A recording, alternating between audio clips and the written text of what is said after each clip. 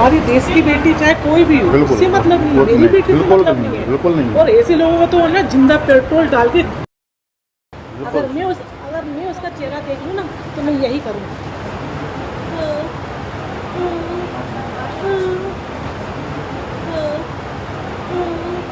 बिलखती हुई माँ को आपने सुना, पास में चीखती हुई लड़की की आवाज़ भी आपने सुनी।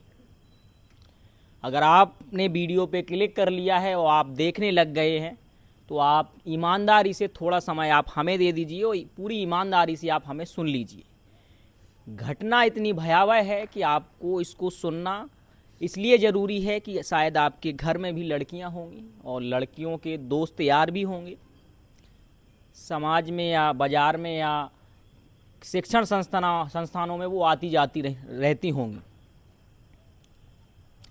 घटना जुड़ी है गैंग रेप से।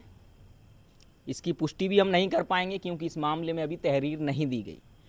वीडियो इसलिए बनाना पड़ रहा है क्योंकि सूत्रों से जो जानकारी मिली है उस पीड़ित परिवार को दबाने की कोशिश की जा रही है, या हो सकता है कि लुभावनेपन में उनको बहलाया फुसलाया जा सकता है। आज 10 करीब 12 बजे के समथिंग पूरे 48 घंटे हो जाएंगे इस पूरी घटना को लेके। कहानी सुनिए विस्तार से। झांसी प्रशासनिक तौर पे एक ऐसा क्षेत्र बन गया है कि बिल्कुल बेहतरीन तरीके से यहाँ कितने भी बड़े क्राइम हों मिनटों में दबा दिए जाते हैं। कई इसके उदाहरण हैं।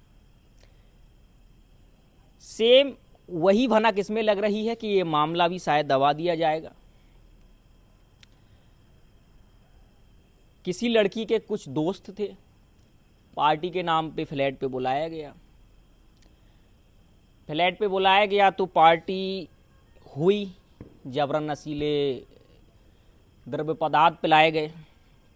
जब लड़की को होश नहीं था, उसके साथ भीभत्स घटनाएं बारी बारी से की गई। लड़की को जो लोग उसके घर तक या कहीं जो छोड़ने गए उसको उस फ्लैट से, उन लोगों ने भी शायद उसके साथ ये दरिंदगी की है क्योंकि लड़की कुछ बोल नहीं पा रही है, उसकी माँ भी कुछ बोलना नहीं चाहती है, पुलिस का डर है या जो आरोपी हैं उनका डर है। ये एक पूरा मामला जांच का विषय है। सोचना ये होगा कि मामले की तहरीर अभी तक किसी चौकी थाने में नहीं पहुंची है। बाकायदा किसी थाने से एक महिला कांस्टेबल उस पीड़िता के साथ सुरक्षा में लगी हुई है और उस कांस्टेबल महिला को साफ साफ हिदायत दी गई कि कोई भी मिलने आए तो आप मिलने ना दें, कोई भी बातचीत करे तो बातचीत ना करने दें, क्योंकि कुछ जानकारी हमने भी लेनी चाहिए। जब पूछा कि जब कोई मामला है नहीं तो आपका थाना के आपकी ड्यूटी ऐसे ही लगा देता है सुरक्षा में। तमाम इसमें प्रश्न किए गए। अब आप सोचिए कि घटना क्या है और किस कदर इसको टालने की कोशिश की जाएगी। पूरा सिस्टम या पूरा सिंडिकेट किस तरीके से इसमें लगा हुआ है। ये खबर मैं चला रहा हूँ, हो सकता है कि कल या परसों तक मेरे ही खिलाफ ये लोग तैयारी कर लें, क्योंकि एक किसी चौकी के कोई कृष्णा नाम का कोई सिपाही है, उसकी हमें भनक लगी है कि किसी के द्वारा बात कहलवाई गई है कि अगर आप मामले को छेड़छाड़ करेंगे, आप कुछ करेंगे तो लड़की की मां से ही आपके खिलाफ तहरीर दी जाएगी कि बहला फुसला के इन बातें मुझसे पूछी गई हैं। ये एक सिपाही कह रहा है, हालांकि उस सिपाही का ट्रांसफ़र भी हो गया है, लेकिन फिर भी वो किसी चौकी का सिंडिकेट को ऑपरेट करता था और चौकी में अभी भी सरगना बैठा हुआ है। सोचने वाली बात है। आप लोग सोचिए, कमेंट करिए कि ये घटना कितनी भयावह हो सकती है कि 48 घंटे होने के बावजूद पीड़िता या पीड़िता की मां अभी तक एप्लीकेशन नहीं दे पाई है।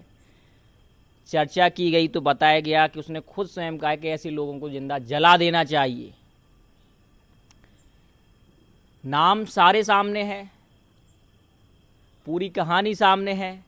मुद्दा सिर्फ जो अटक जाता है कि जब जिसको न्याय चाहिए है, जब तक वो तैयार नहीं होगा, वो एक एप्लीकेशन या यूँ कहेंगे तहरीर थाने में नहीं देगा, हम जैसे लोग भी आपको सिर्फ जितनी ज़रूरी जानकारी है उतनी आप तक पहुंचा सकते हैं।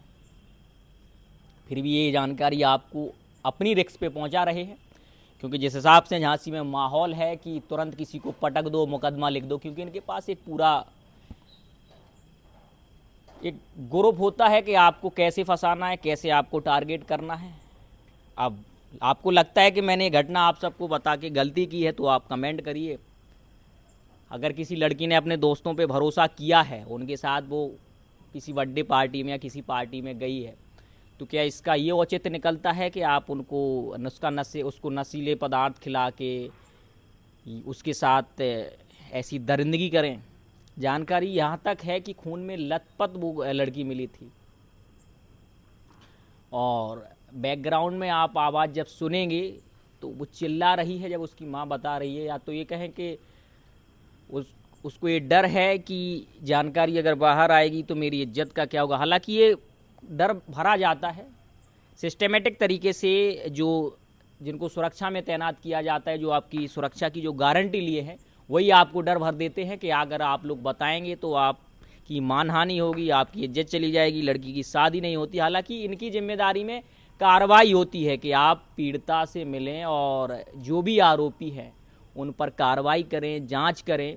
लेकिन यहाँ कुछ इतर होता है, इज्जत की लोभ लालच में उनको बहलाया फुसलाया जाता है, कुछ रुपए की भी बातें रखी जाती हैं और कहा जाता है कि ज़िंदगी बहुत बड़ी है, ज़िंदगी ऐसी है, ज़िंदगी वैसी है, आप ऐसे करेंगे तो लड़की जी नहीं पाएगी, उसकी इज्जत चली जाएगी। और इस तरीके से वो जो दरिंदे होते हैं, जो आरोपी होते हैं, वो बच निकलते हैं। जानकारी यहाँ तक है कि इसमें एक आरोपी, जो सूत्रों की जो जानकारी मिली है कि कोई डीएम ऑफिस में तैनात है किसी पोस्ट पर, और करीब 4 लोग बताए जा रहे हैं। हालांकि संख्या की पुष्टि हम बिल्कुल अभी नहीं करते हैं, नामों की भी पुष्टि अभी नहीं हो पाएगी। कहानी पूरी क्या है ये जब तक तहरीर नहीं दी जाएगी तब तक बिल्कुल कुछ नहीं बताया जा सकता। लेकिन गैंग रेप हुआ है, इस बात की पुष्टि इस बात से होती है कि माँ जब कह रही है कि ऐसा तो कोई दरिंदा नहीं करता, जैसा अगर वो दोस्त था तो उसे दोस्त की तरह रहना चाहिए था, उसे ऐसी घटनाएं नहीं करनी चाहिए थी। हालांकि थोड़ा बहुत क्लिप आपको हम सुना सकते हैं, आप सुनिए, आप अपनी राय कमेंट माध्यम से दीजिए कि कितनी बड़ी बड़ी रेप जैसी घटनाएं कितने बेहतरीन तरीके से सांचे में ढाल कर उनको शांत करा दिया जाएगा। और ये आप कमेंट में ये भी बताइए कि तहरीर क्यों नहीं माँ दे पा रही है, क्या डर है, क्या समस्या है, और पुलिस अपने लेवल पे क्यों एक्शन नहीं ले पा रही है। एक बहुत बड़ा जांच का विषय है। जी धन्यवाद। कंडीशन में बोलने के उसमें नहीं है। अब जो उसका मेन अपराधी है, सबसे पहले किसी भी केस में उससे पूछताछ होनी चाहिए, सारी चीज़ें। वैसे वो तो जानवर में भी इंसानियत होती है, एक आत्मा होती है। भगवान ने सबको एक स्वरूप बनाया, लेकिन उसको राक्षस से भी बदतर है। ऐसे लोगों को राक्षस ही बोलते हैं। सही बात। उनसे तो अनपढ़ गंवार अच्छे, जिनमें इतनी अकल होती है, तो होता है।